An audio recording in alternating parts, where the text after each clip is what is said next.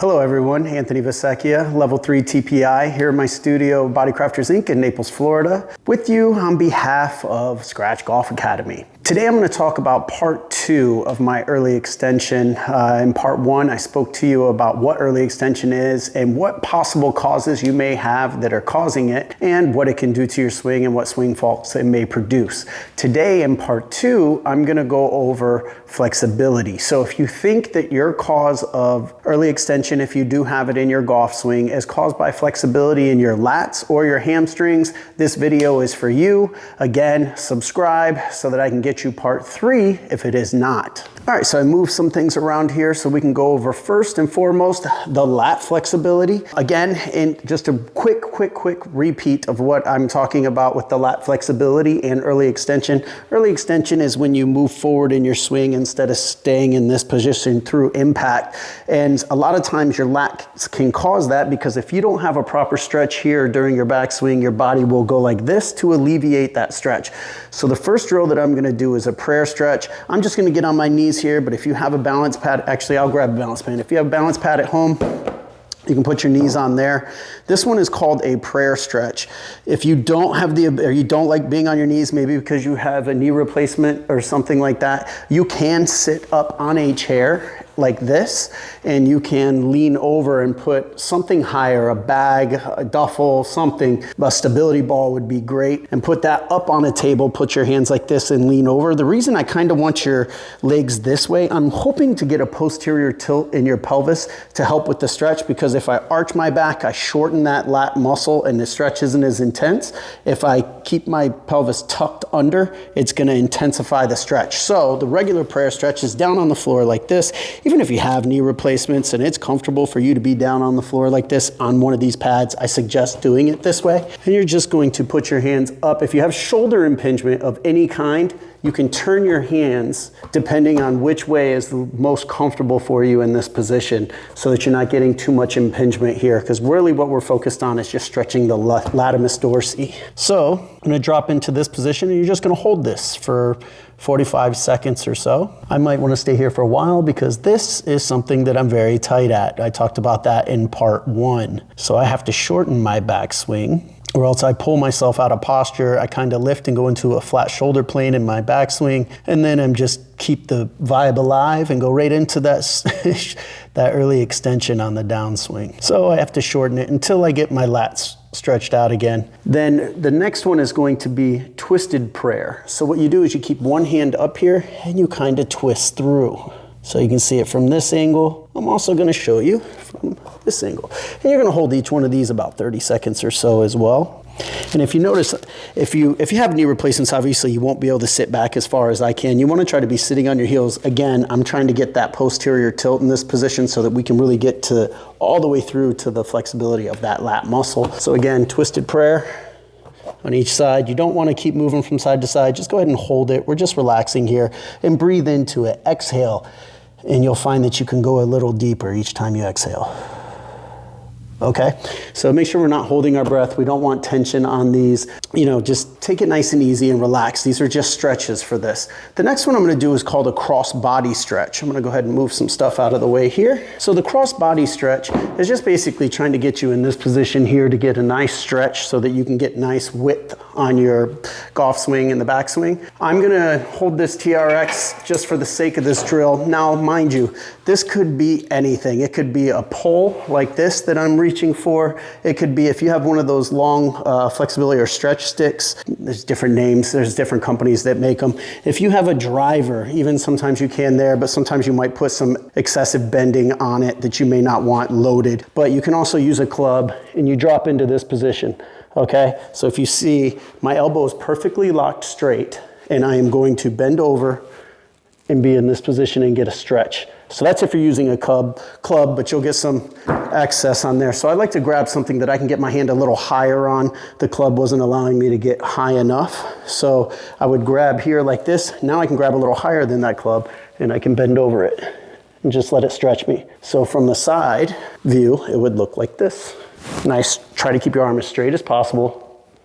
lean over, and you'll feel that stretch pulling, not just on, as in the prayer stretch, you feel the stretch coming here. Now you're gonna feel it pulling kind of off your spine a little bit, and you may feel some here in your rear deltoid as well, where it's really trying to get your arm in this position, okay? So again, cross-body stretch. I like to take this arm up and over, just so I get feels a little bit better than if I'm here. I kind of can twist a little more and drop my shoulder, and I don't feel the stretch as much in my lat as when I bring my arm up and over. That's just me. Now you get to kind of play with that and see what works better. Now obviously you want to do both sides. Okay, that is the cross-body stretch. Now that we've stretched out the back, we want to strengthen the anterior deltoid and your mid-trap, which is the muscle that brings your shoulder, the two muscles that bring your shoulder this way. There's more to it than that, but those are the two main ones that bring your shoulder this way, and obviously going to help with this way. This will be your chest too. So, and the mid trap also helps with scapular stability. So the exercise for that is called eye raises.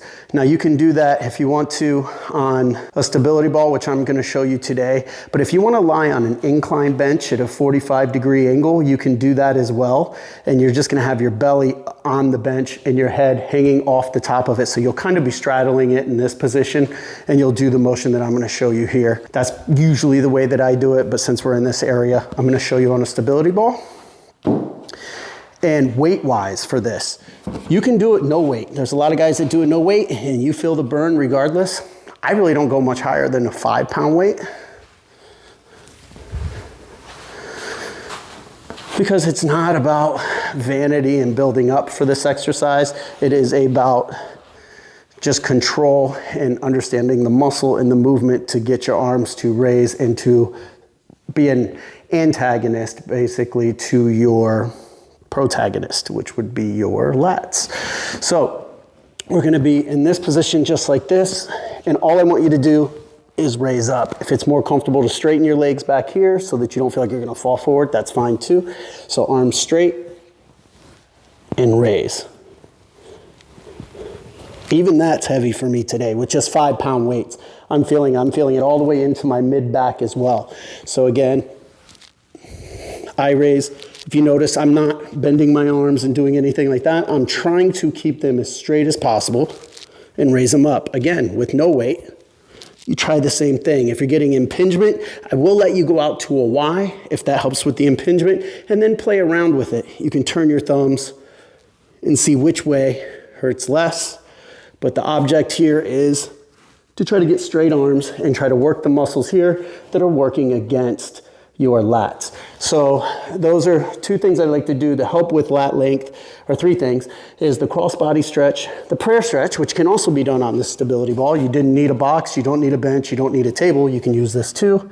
Prayer stretch, twisted prayer stretch, cross-body stretch, and then following it with eye raises so we can build up the opposing muscle group to help pull it. Now we're gonna go into hamstrings, if that may be the cause.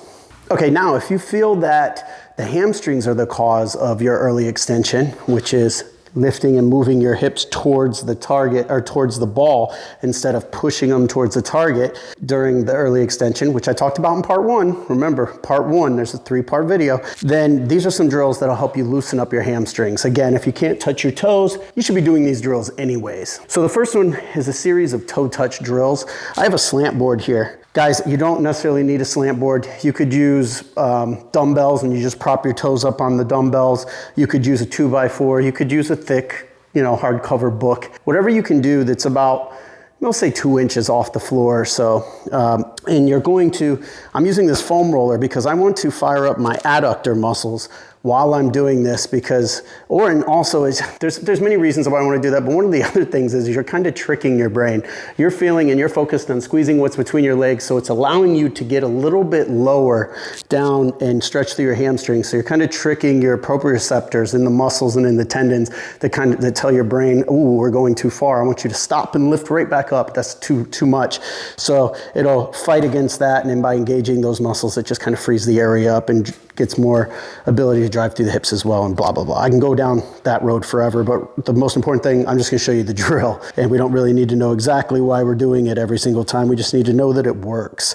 So I'm going to put the foam roller right above my knees, and I'm gonna squeeze it pretty tight. I'm gonna put my toes in the up position, and I'm going to try to drive my rear end straight backwards, hands in the air, push it back and touch my toes, or get down as close as I can 10 times, okay? Mind you, I'm squeezing the whole time. You don't wanna go down this way, okay? You wanna try to push the rear end back, keep the chest out as much as possible because we're going for maximal stretch through the hamstrings. So you'll do that 10 times. That is a toes up, toe touch drill. Again, we're squeezing here and we're going down, but I just have my toes up. Now we're gonna turn around and go heels up. Now on this one, for anybody that has balance or stability issues, make sure that you really push your rear end back because you need that counterbalance. If you go straight down, you're gonna push yourself forward and you may fall over. So I wanna make sure that you are really driving your hips back first. So push those hips back first, work on that hip hinge, and then reach. Hands above your head, push the hips back and reach. And you're gonna do 10 here. Mind you, squeezing the whole time. You can put a pillow here, you can roll up a mat. Doesn't really matter what it is as long as you can get a good squeeze between your legs. The next one is going to be a reverse toe touch. So we're gonna go here and I'm gonna bend down now. I'm gonna grab under my feet. Those of you that have lower back pain, be careful on this one. You go to stand up nice and slow, but we're gonna step on our fingers and we're gonna try to straighten our legs back down and up 10 times. All the while trying to push your chest out. Once you do 10 of those, put your hands here, rest for a second before you come up, and then fully stand up the rest of the way, shake it out, okay? I don't want you to pop up real quick because some guys, they'll feel some tension in their lower back after doing that one. That is the reverse toe touch. The final one we're gonna do is kind of a twist. This is for your hamstrings. I tell guys, this is also something you can do in your warm-up while you're out on the range, is we're going to, get all this out of the way. Take the club, put it behind your back, just like this. Try not to put it up on your neck. Try to get it right here along your traps. And if you have issues with your 90-90 and you can't rotate your shoulders back, you kind of stop here. I'm gonna give you a regression in a moment, but we're gonna be in this position and now we're going to bend over in a golf position. We're gonna go a little wider than we normally would and we're going to rotate side to side. Okay, now the reason I'm doing this is because I figure, well, that's why we're in this position. Why don't we get some stretch in the shoulders and go ahead and open that chest up so that you can get your arm, you can, you know, how they say, carry the tray on your backswing. So you can get more in that position while you're working this. And I'm gonna turn for you. We're gonna be nice and wide and we're gonna go down and down. So what you're gonna do now is you're gonna feel your hamstring. You're also gonna feel a little bit more on the inside as well. So we're just stretching it in different areas. Now, if that's too much, you can do the simple one that you would see people do with your arms out like this, like an airplane. And you can go down this way, but I like to try to keep your arms back and squeeze your shoulder blades as much as possible in this position so that you're getting the rotation from your body to get down there and you're not bringing your arm forward per se. I want you to rotate your hips at the same time, because why not stretch everything while we're doing the stretch? So squeeze shoulder blades down, down, okay? And that is the other one. That is a club behind the neck, you know, bent over, twisted rotation, all right? And then we have the 90-90 regression, if that hurts, to take your arms out this way. You can also do both. So those are a few stretches, few drills that will help with negating as much as possible that early extension. Unless you have a coordination or a disassociation issue, that's going to be part 3, and we're going to go through some drills for that.